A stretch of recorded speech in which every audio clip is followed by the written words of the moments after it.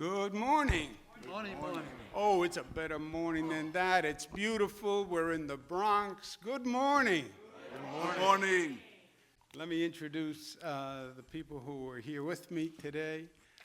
On the dais, first to my right, a man who needs no introduction. The borough president is, in my opinion, a truly extraordinary public official. My father used to say, God rest his soul, there are people who go into public service because they like to talk, and it's about their ego, and then there are people in public service who actually have the ability and the desire to make change for people. Your borough president makes change for people, and he has transformed the Bronx and transformed lives. It's my honor to be with him. Ruben Diaz.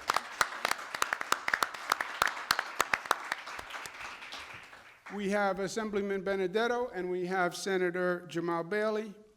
They're my colleagues.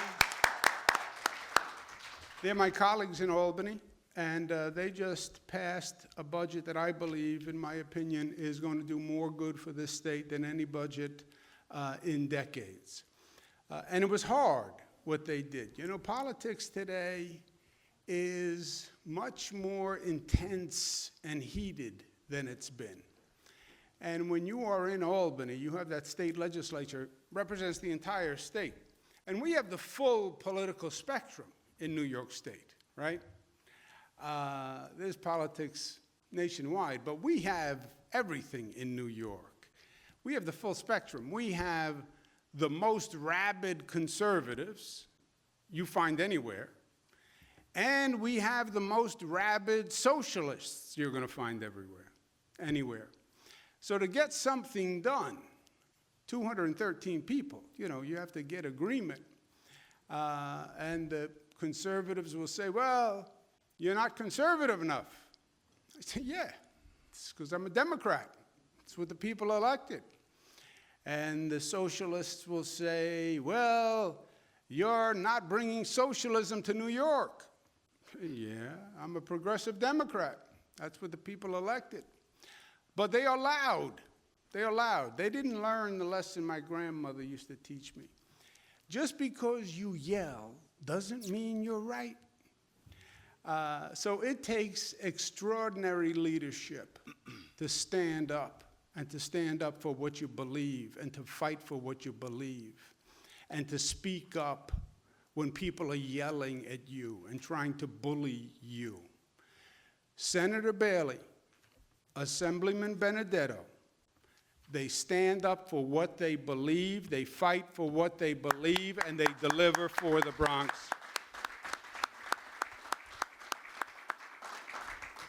To my immediate left is Jano Lieber. He is the person who actually has to do the work that we're all going to talk about today.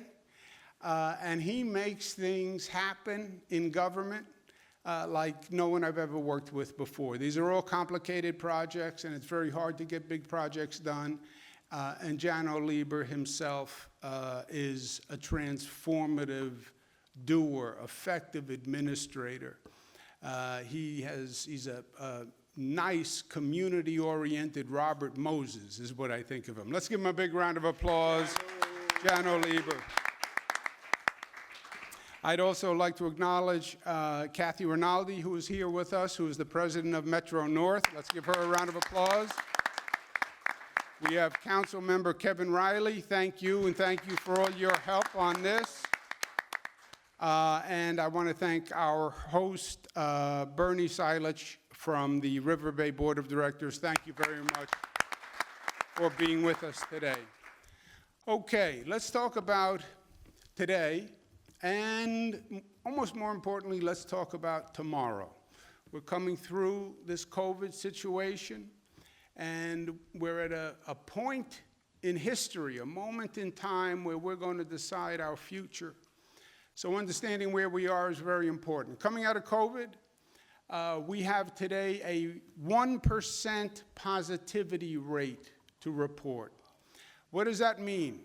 That's the lowest level since October 10th. Before November, before Thanksgiving, before the holidays, You want to know how low 1% is? You know what the national average is today? 4%. 4% positivity. New York is 1% because New Yorkers stepped up and they did the right thing. Let's applaud all New Yorkers. Hospitalizations are down. People in ICU units are down. Intubations are down. So all the arrows are in the right direction. And we're working very, very hard to keep it that way. People want to say, well, COVID is over, COVID is done. 22 people died yesterday because of COVID. 22 people died. 22 families are grieving today. So it's not over. We're making progress, but it's not done. And we have more to do. Vaccinations are going to be the key to actually winning this war. And getting people vaccinated is everything. We've done over 17 million vaccinations in the state. 60% of the people have over one dose. 60%. 50% of the people are fully vaccinated. We're getting as creative as we can to get people to get vaccines. We just started a new pilot program with the MTA where we said, rather than asking people to come to us to get a vaccine, we'll come to you. We'll find you where you are.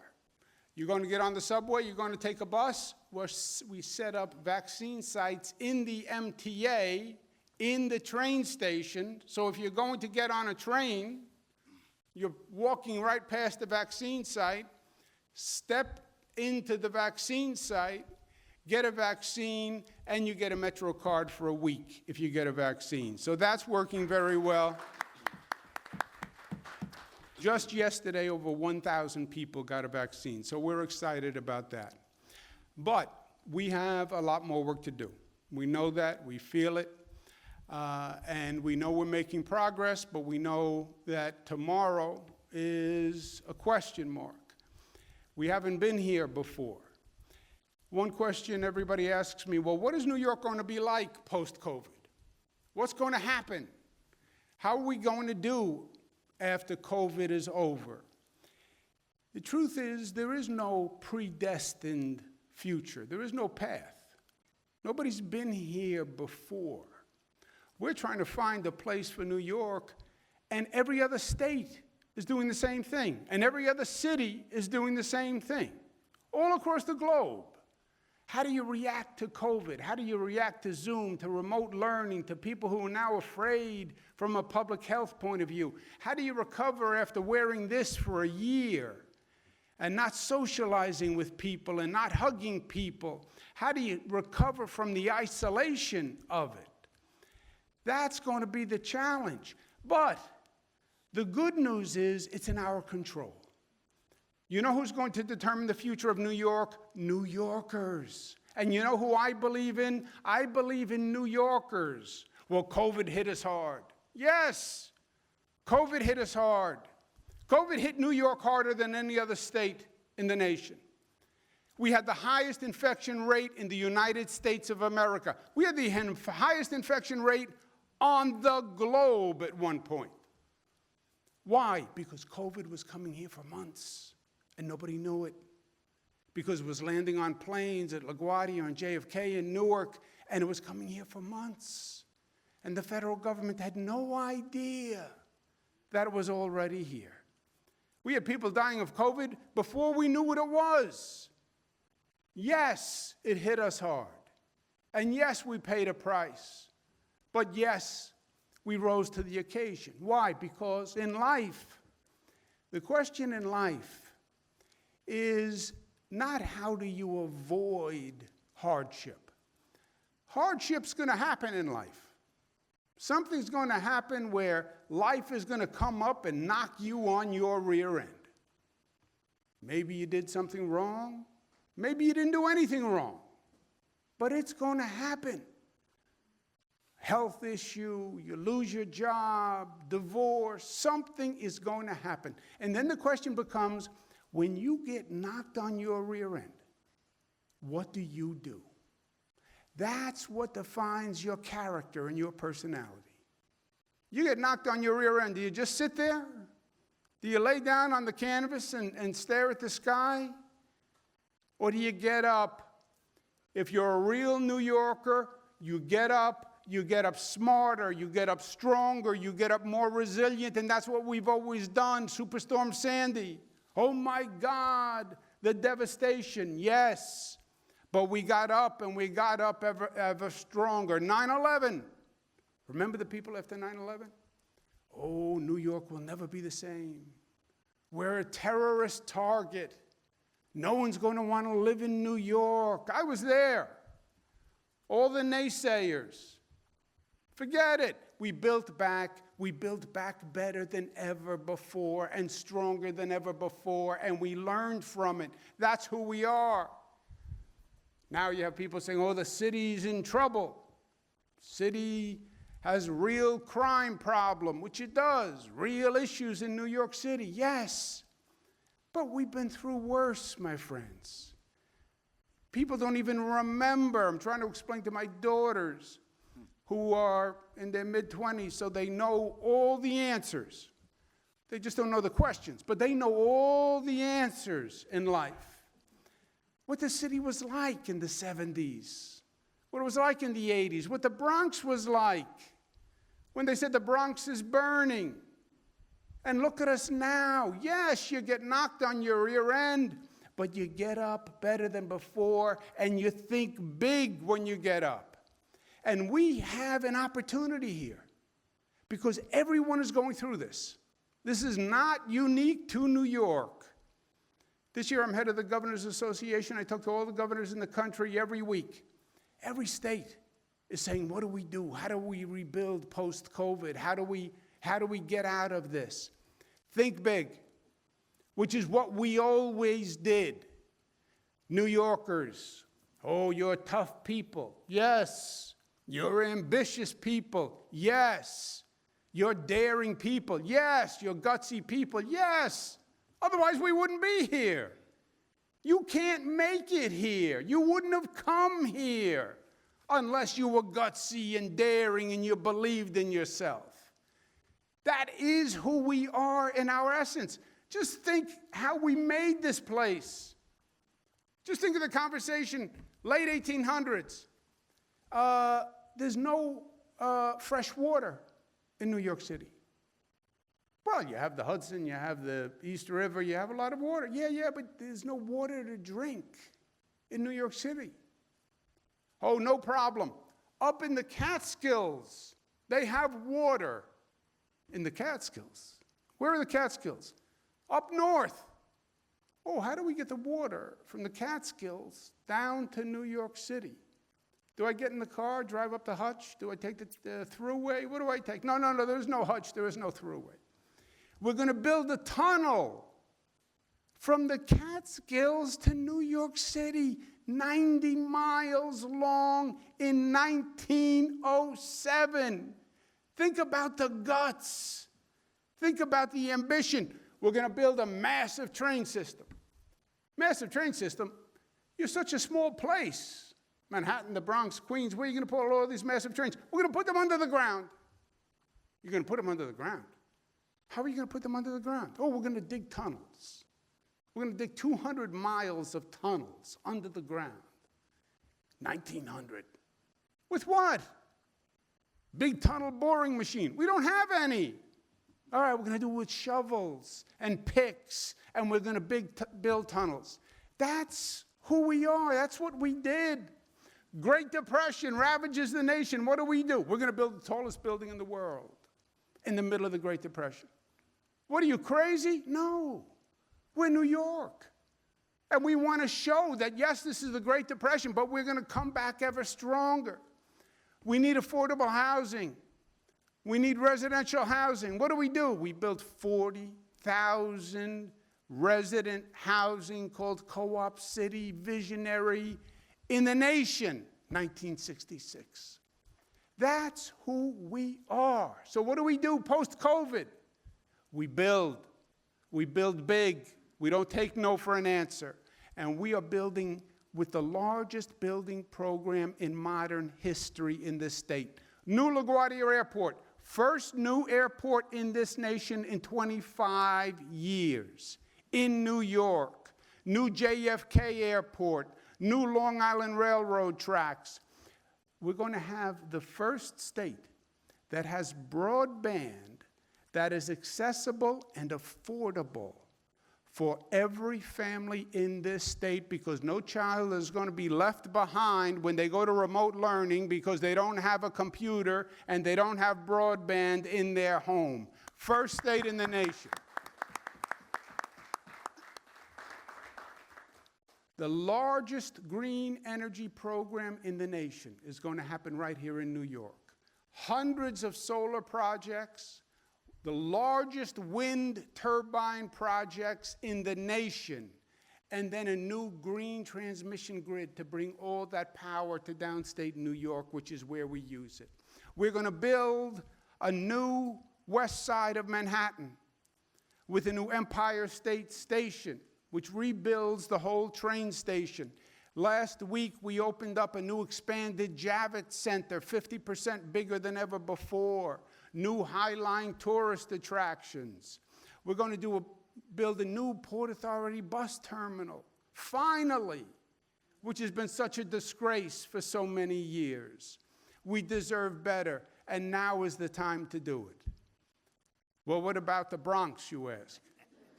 Don't be so pushy. I was going to get there. I knew I was sitting next to Reuben. How many decades have we been talking about the problem at Hunts Point and the trucks and the pollution and the high asthma rates in the surrounding areas to Hunts Point? We've been talking about it for 20, 30 years. Did nothing.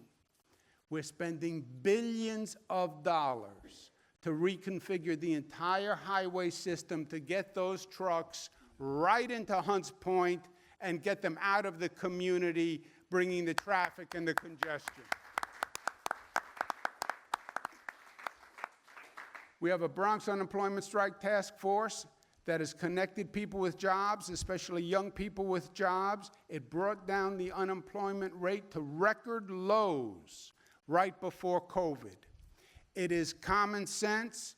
People need to work, and they need help finding those jobs, and that's what we're doing.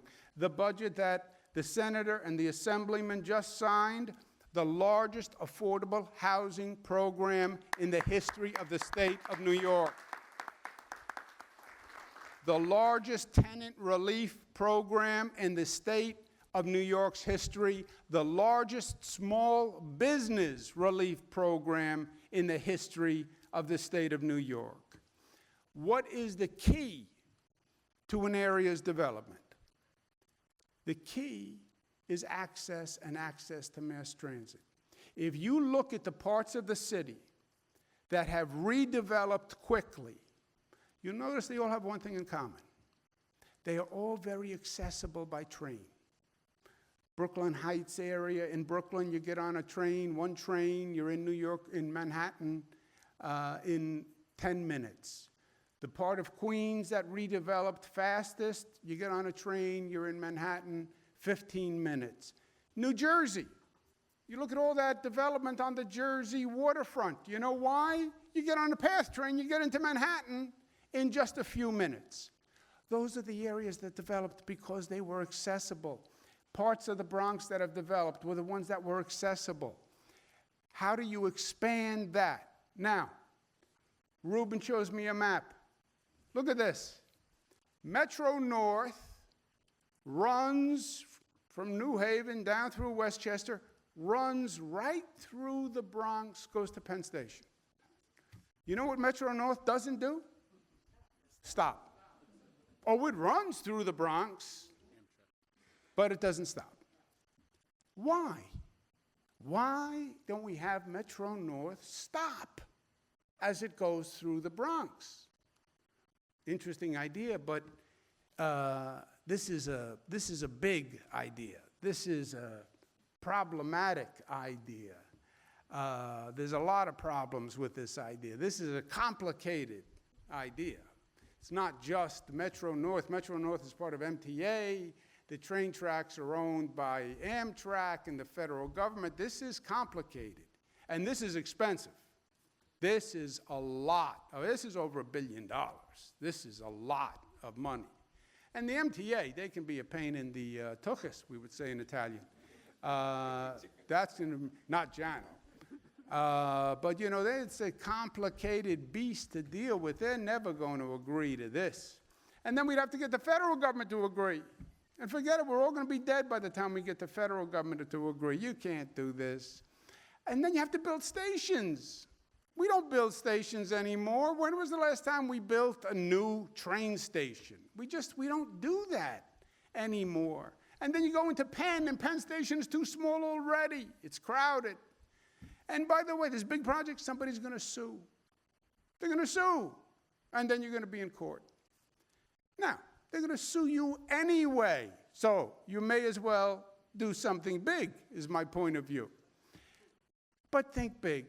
So today we're announcing the state has agreed, the MTA has agreed. We have $1.58 billion put aside to build it. Today, the federal government was the last obstacle, and they have signed off.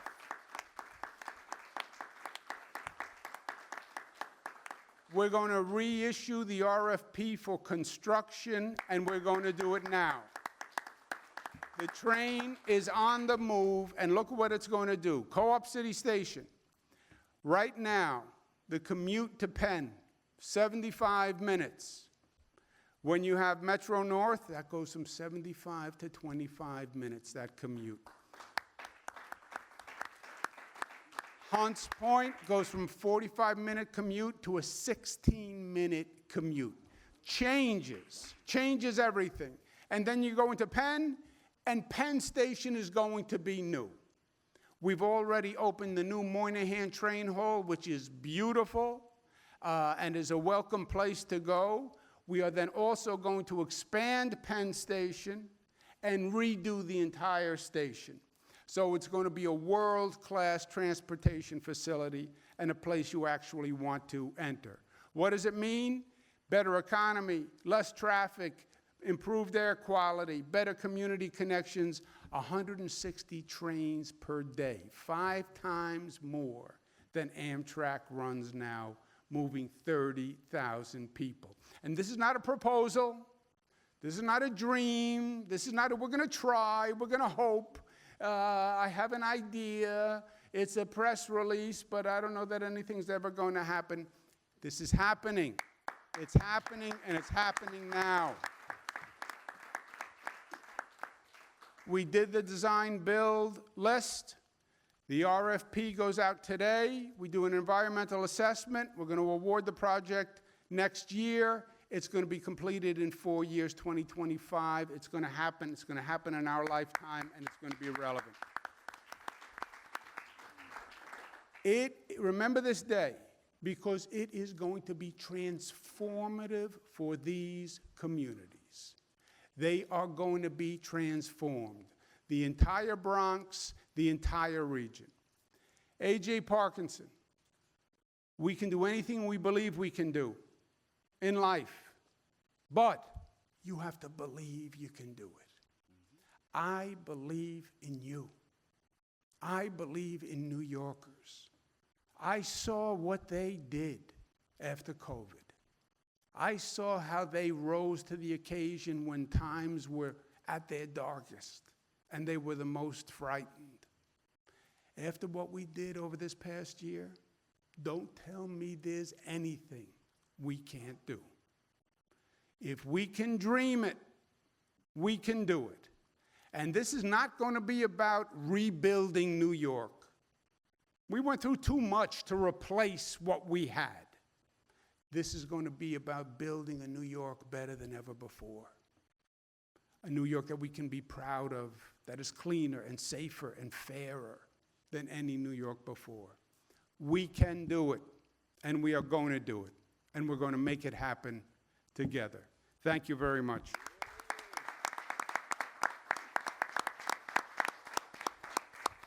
Now I turn it over to my brother, my friend, your great borough president, Ruben Diaz. Thank you. Hi, guys. Señor Gobernador, gracias y bienvenido de nuevo al Condado de la Salsa, el Condado del Bronx. Let's give the governor a strong round of applause. Not only we thank you for being with us here today, but believing also in the Bronx. We've heard a lot of things going on for so many years throughout the city and the state in previous administrations, and we've always been overlooked. But under your administration, time and time again, Gov, you have always put a focus on our borough. You put financing, and we appreciate it. We've been hit pretty hard during this pandemic, really hard in the Bronx. I know that we speak of New York City and New York State, but we had a lot of pain, a lot of loss, a lot of sickness. And through it all, you made sure that over the last 14 months that we were able to get all of the testing sites that we needed, all of the medical attention that we needed and that we deserved, and of course, now all of the vaccination sites. The last time you were in the Bronx, we were announcing more and more vaccination sites in the communities in our borough. I also want to thank our colleagues, my colleagues in government. We have Assemblymember Michael Benedetto. We have State Senator Jamal Bailey. When you speak of the financing here, I was up in the New York State Legislature as a member for 7 terms, and I know that it would not happen if it were not for the elected officials and the legislators voting on the capital budgets there. Let's give them a strong round of applause. This guy right here, he is young and he's new in the city council, but he is what we deserve as representation, not only here in Co-op City, but all over the Bronx and New York City. Councilmember Kevin Riley, thank you for being with us here. I know I'm the borough president, but I'm not the only president here. We have powerful women who are also presidents. We are joined by Marlene Sintron, the president of the Bronx Overall Economic Development Corporation, Governor. We have Lula Zapata, the president of the South Bronx Overall Economic Development Corporation, better known as SOBRO. And of course, the president of the Bronx Chamber of Commerce, Lisa Sorin, is with us here. We are in the middle of Bronx Week. We have not been able to do Bronx Week in the way that we normally do it. We couldn't do it last year because of the pandemic. We had a lot of consternation, but we decided to do it, albeit in a modified way, to celebrate our borough. And so I'm going to take executive privileges here, and I'm going to make this visit by the governor and this announcement by Jano and Catherine from MTA and Metro North as part of Bronx Week. Right, guys? Let's give them a strong round of applause. Look, the reality is that this was not a new idea. When the governor says that it was pie in the sky, this idea was something that was been kicked around for over 30, 35 years. And when I first got to Borough Hall back in 2009, we found this proposal, and we dusted off, and we started to push it, and some people thought that I was crazy. And it wasn't until we found a friend in the second floor up in Albany that said, you know what, this needs to be done. And things were moving in the right direction, but it was the pandemic that slowed us down. And yes, we had to get through COVID. I am fully vaccinated. And I'm hoping that everybody gets vaccinated. It's the only way that we're going to get back to normalcy. But aside from dealing with COVID, and the governor and his team has been doing that, we really have to start and restart again so that we can move the economy here, so that we can give people the most important thing, which I believe is something that's not physically tangible, but is bigger than brick and mortar, and that is hope. This announcement on restarting the procurement process on these Metro North stations is something that gives us hope. It's something that will allow, and by the way, if it were not for the community when we first dusted this off, if you live in Co-op City, please raise your hand. Please raise your hand. Let's give them all a strong round of applause as well. I remember, Catherine, when at the time I had to make the case to Metro North, and we had to have a meeting with the community, and I had to convince them that the community wanted this as well. I was expecting just community leaders to come here at Co-op City. It blew my mind and blew Metro North's mind when over 700 people in Co-op City filled the big ballroom here, all unanimously saying that we need to have this as part of moving forward and transforming not only Co-op City, but the entire borough of the Bronx. This will create thousands of jobs, ladies and gentlemen. It will create opportunity for more housing. It will give us a shot in the arm to economic development.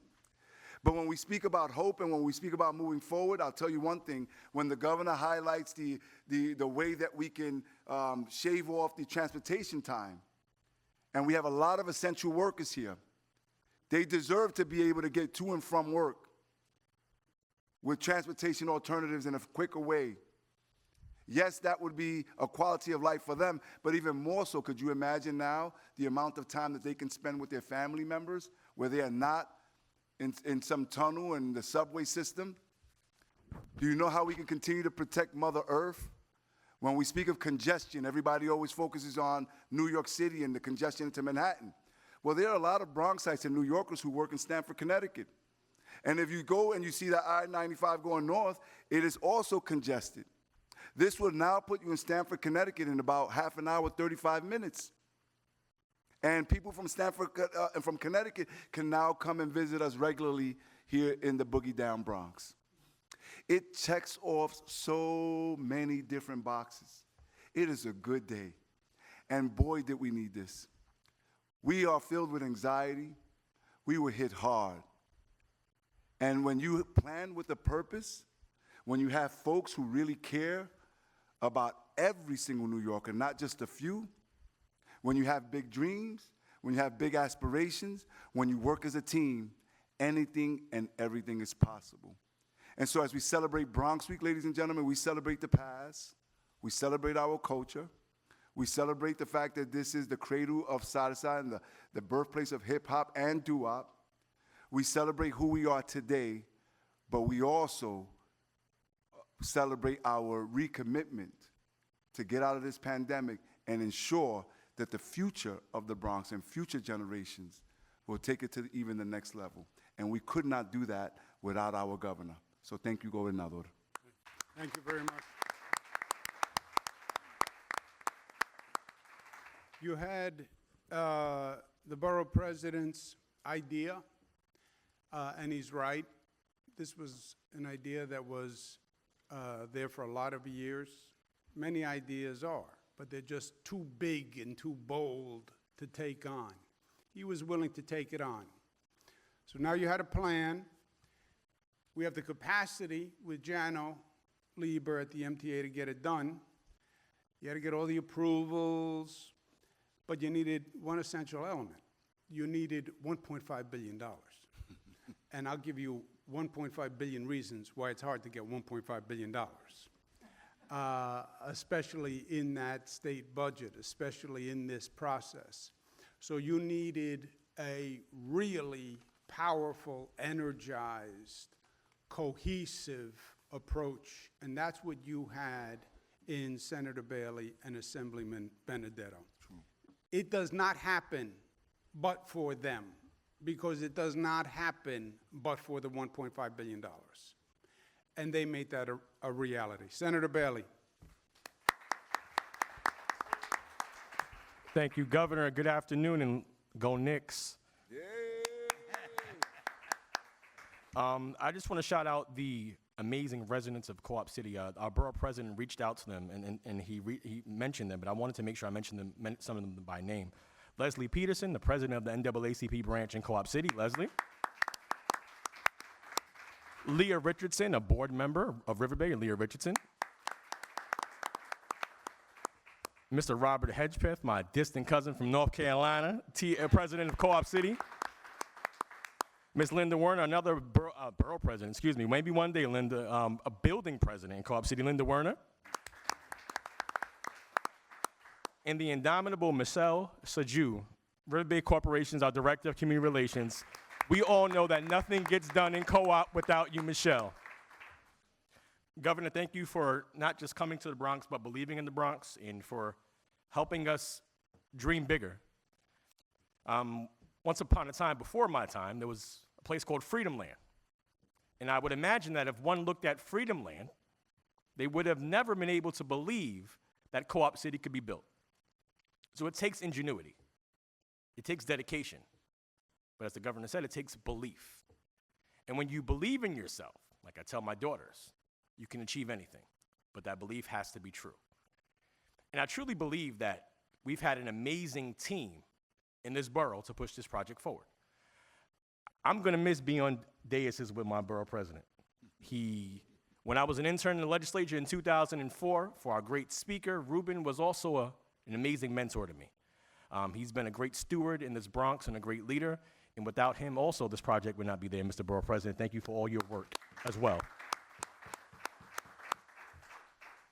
My colleague in the Assembly, who we share Co-op City with, and we're out there fighting the good fight, our chair of the Education Committee, making sure that in our state budget, as our governor mentioned, that we finally fully funded the CFE, our education chair, the Bronx's own Assemblyman Michael Benedetto.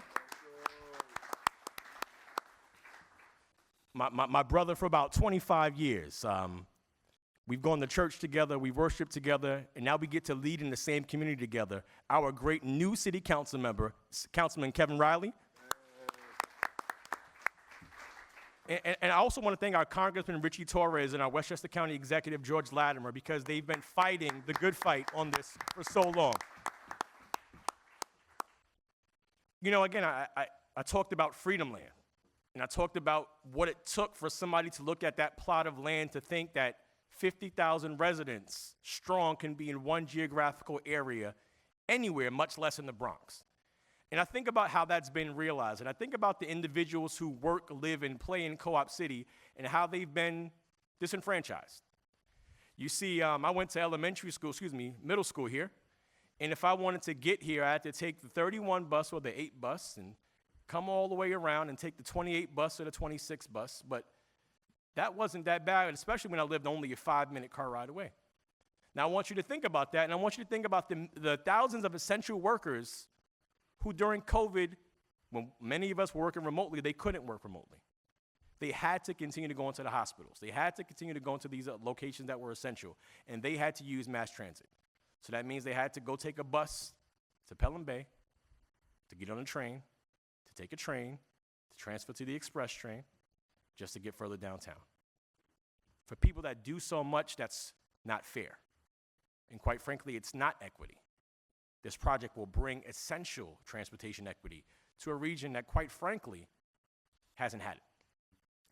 You see, sometimes in the North Bronx, we are victims of our own success. People think that because, you know, we have some grass here on the ground and we've got Co-op City that we don't need help, but we do need help. And we did need help. And we got the help. So that in 2025, after the shovels are in the ground, we're going to be able to say that my daughters, with my supervision at first, they're going to be too young, they're going to be able to take that train. They're going to be able to get to Manhattan faster because of this project. And the next generations of individuals who are growing up in Co-op City are going to be able to have that same access.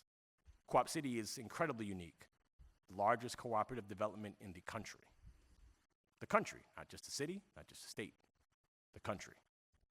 The largest NORC, naturally occurring retirement community, and again, not just the city, not just the state, the country. So Co-op City needed this. It deserved this. And the amazing 3 other parts of the borough that are going to get that same access, they deserved it too. You know, I think about one of my favorite movies, Miracle, about the hockey Olympic team, where they say great moments were born from great opportunity.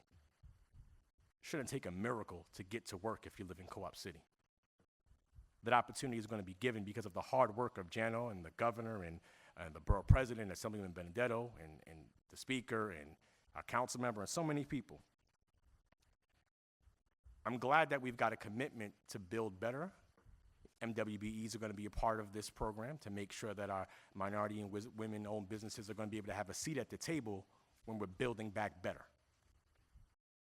And again, we have to make sure that we preserve affordability in Co-op City as well. Because as transportation access increases, people are going to want to flock to Co-op City because we know how great a co-op is.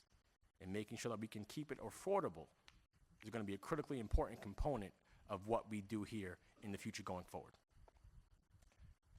So again, they say as New York goes, so goes the nation. I'd venture to say as Co-op City goes, so goes the Bronx. And making sure that we have access here so that people can work, live, and play throughout the region. And again, I represent Westchester County as well. So being able to go north in the search of commerce, My first job was in White Plains, New York, actually, as it were. I had to go north. The next generation will be able to go north freely. They'll be able to go faster and more efficiently thanks to this project. Appreciative of our legislative leaders, Andre Stewart Cousins and Speaker Hasty. Appreciative of our governor. In general, thank you for all the hard work that you've done in those meetings that we had at the Borough President's office. We're going to get this done. Thank you, Governor, once again. Thank you. Thank you, Senator.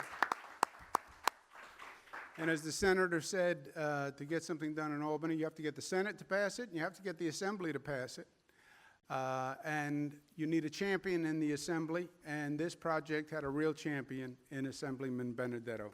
Assemblyman, good to be with you. Thank you, Mr. Governor, for having us here today. Thank you for those kind words. I want to acknowledge a few people that are here today. My good friend, Noel Ellison, who's the general manager of River Bay. Okay. His assistant, Gary Smith, the assistant executive manager, who's here somewhere in here. Also, Warren Mitchell, deputy general manager of River Bay Corporation. My good friend, Junius Williams, who's here, who helped me get some of the cameras we just got installed. Okay, and of course, my district leader, Jimmy Payne. Okay, thank you, Jimmy, for coming here today. And you know, thanking the people, we're hearing them. I just want to thank the guy to my left over here. I'm gonna miss him. I really mean it. Ruben Diaz has been a great borough president. He was a great colleague of mine up in Albany for many years before he became the borough president. And I just don't believe that he is now, where you should have been mayor of this city, is stepping out of politics. And all the best for you, Ruben. A big hand for Ruben, please. Okay? I'm lucky. I'm just a fortunate person. I work with good people, and my state senator, Jamal Bailey, my city councilman, Kevin Riley, they are tops to work with. Everything we do joins together and blends. I thank you guys for being representatives and my partners, okay? Yeah, I guess I should say something about Richie Torres, Congressman, and George Latimer, who I also served with up in Albany. Two terrific people, without which this project is not going to happen, and I thank them. Listen, you know, I agree with what these people are saying. How much more can I say? So, this is so important to, Co-op City. Think bigger. By the way, that's what the governor is all about. He thinks big, okay? You think bigger. Yeah, it's going to be good for Co-op City. It's going to be good for the Bronx and the whole city. It's going to be good. You can get from here up to Connecticut and points north. You can go into the city. You can do so many different things that you never did before. This is not a new project. When I was running for election, 2004, this was something we talked about, and I advocated for. It took this governor to think big and say we're going to get it done, and there was one of the few times when I was really, really happy when the governor presented in his State of the State speech some 6 years ago or so, committed himself to this whole project to be developed. And boy, was I happy. It was coming to be, and now we see it all today. Thank you, Governor. Just great.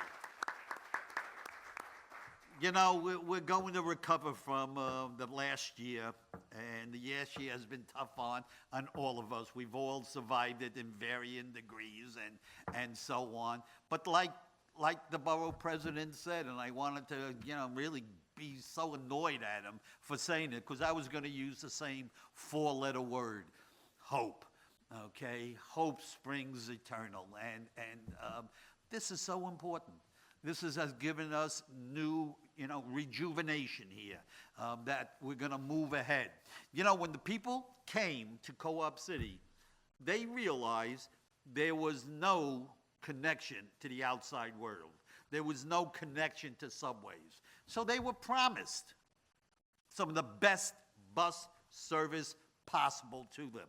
And a tribute to the MTA not without the battle, not without a lot of people in this very room and committees who talked to them and fought the good fight against them to convince them to keep that busing coming into Co-op City.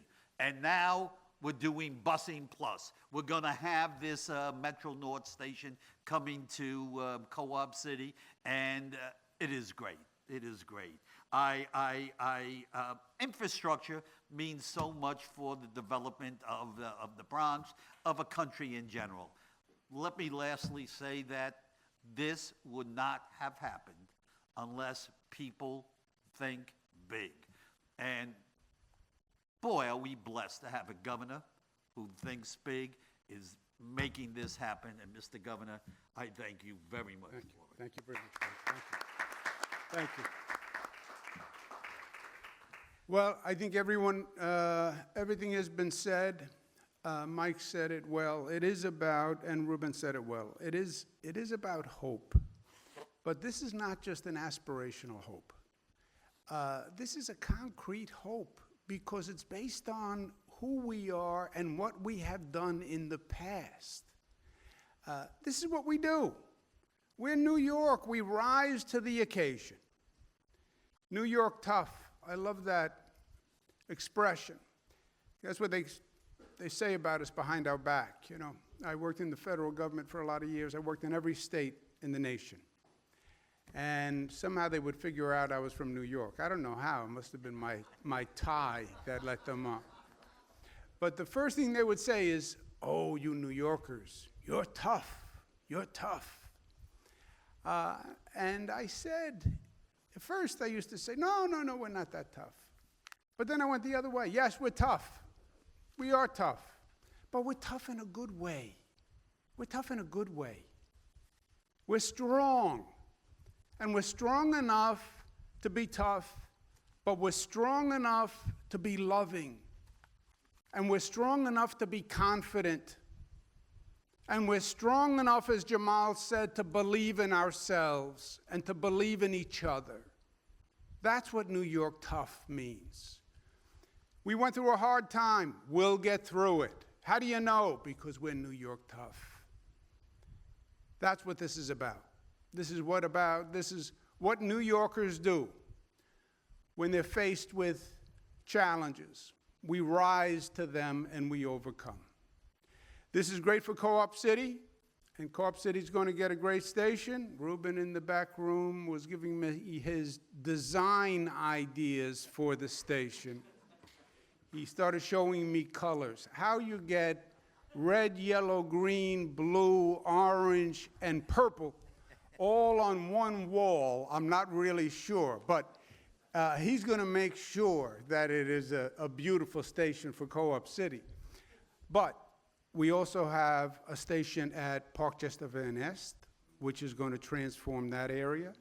Hunts Point is going to have a station, and Morris Park are going to have a station.